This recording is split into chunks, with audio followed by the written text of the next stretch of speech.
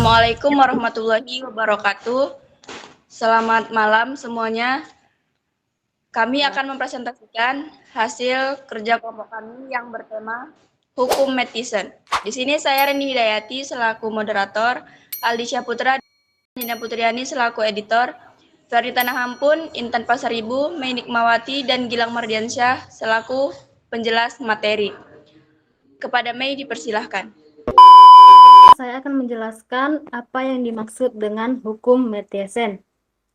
Hukum Mathiesen adalah prinsip dalam fisika material yang digunakan untuk memahami bagaimana berbagai jenis hambatan atau resistivitas menambahkan satu sama lain dalam material, khususnya logam.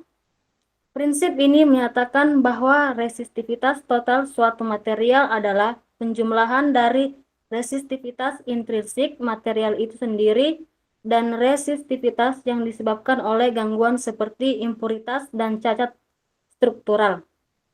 Hukum Mathiesen pada elektronik mengalami suatu tumbukan hanya karena ketidaksempurnaan keteraturan Cauchy, sehingga konduktivitas listrik logam bergantung pada suhu biasanya dibahas dalam bentuk perilaku resistivitas terhadap suhu. Diketahui bahwa resistivitas sama dengan sigma pangkat min 1, sehingga berdasarkan konduktivitas pada 3.53, maka resistivitas dapat ditulis sebagai berikut.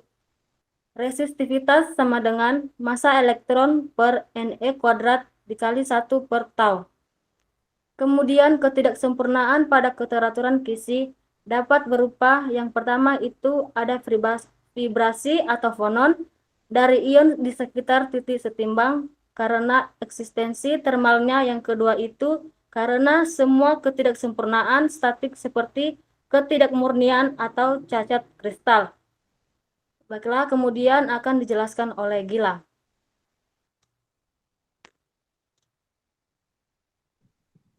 Baiklah, selanjutnya, jika mekanisme keduanya dianggap saling bebas satu sama lain, maka persamaannya dapat ditulis yaitu 1/tau sama dengan 1/tau F ditambah 1/tau I, di mana suku pertama di ruas kanan ini disebabkan oleh fonon dan suku kedua disebabkan oleh ketidakmurnian.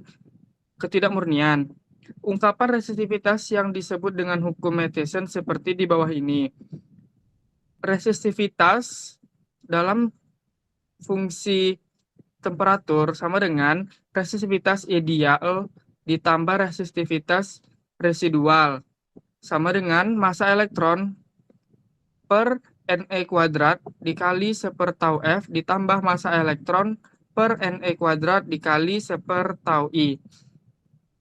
Ungkapan ini disebut hukum Mathiesen. Tampak bahwa resistivitas terdiri dari dua bentuk, yaitu resistivitas ideal karena hamburan elektron oleh fonon hingga bergantung pada suhu, dan yang kedua ini ada resistivitas residual karena hamburan elektron oleh ketidakmurnian yang tidak bergantung pada suhu.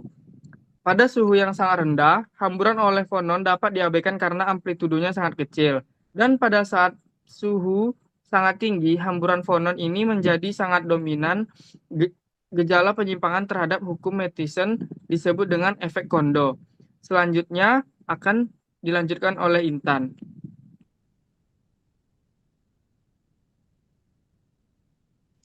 Baiklah, selanjutnya apakah hukum Mathiesen mendukung teori elektron bebas Fermi? Hukum Mathiesen tidak mendukung teori elektron bebas Fermi karena hukum ini hanya berlaku untuk elektron bebas yang bergerak dalam suatu kondisi tertentu, yaitu kondisi ketika elektron bebas tidak berinteraksi dengan atom logam. Namun teori elektron bebas Fermi berasumsi bahwa elektron bebas memiliki sifat partikel bebas, yang berarti bahwa mereka dapat mempunyai sifat gelombang partikel ganda. Hal ini tidak sesuai dengan hukum Mathiesen yang hanya berlaku untuk elektron bebas yang bergerak dalam suatu kondisi tertentu. Selanjutnya, hukum Mathiesen hanya mengacu pada kuatnya ikatan elektron dengan atom logam. Jadi, hukum Mathiesen tidak mendukung teori elektron bebas Fermi karena hukum ini hanya berlaku untuk elektron bebas yang bergerak dalam suatu kondisi tertentu, yaitu kondisi ketika elektron bebas tidak berinteraksi dengan atom logam. Namun, teori elektron bebas Fermi berasumsi bahwa elektron bebas memiliki sifat partikel bebas, yang berarti bahwa mereka dapat mempunyai sifat gelombang partikel ganda. Hal ini tidak sesuai dengan hukum Mathisen yang berlaku untuk elektron bebas yang bergerak dalam suatu kondisi tertentu. Selanjutnya akan disampaikan oleh Vernita.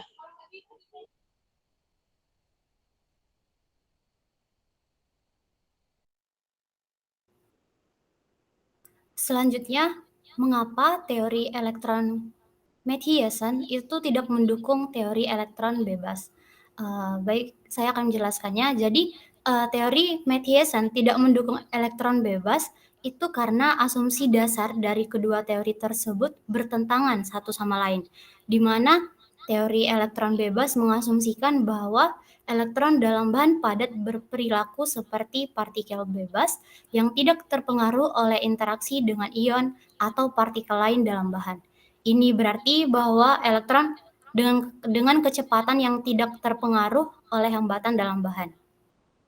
Di sisi lain, teori Mathiesen mempertimbangkan berbagai jenis hambatan dalam material, termasuk hambatan termal, hambatan ionik, dan hambatan elektronik. Ini berarti bahwa pada kenyataannya elektron dalam bahan padat akan terpengaruh oleh interaksi dengan ion atau partikel lain dalam bahan yang akan mempengaruhi kecepatan dan konduktivitas elektron.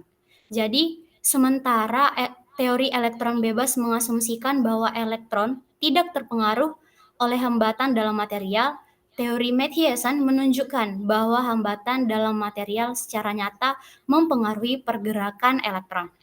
Oleh karena itu, teori Mathiesen tidak mendukung teori elektron bebas. Baiklah, saya kembalikan kepada moderator. Baik, terima kasih kepada rekan-rekan yang telah menjelaskan. Sekian dari kelompok hukum Mathiesen. Mohon maaf apabila ada kekurangan dan kekurangan dalam penjelasan materi. Ucapkan Assalamualaikum warahmatullahi wabarakatuh. Selamat malam.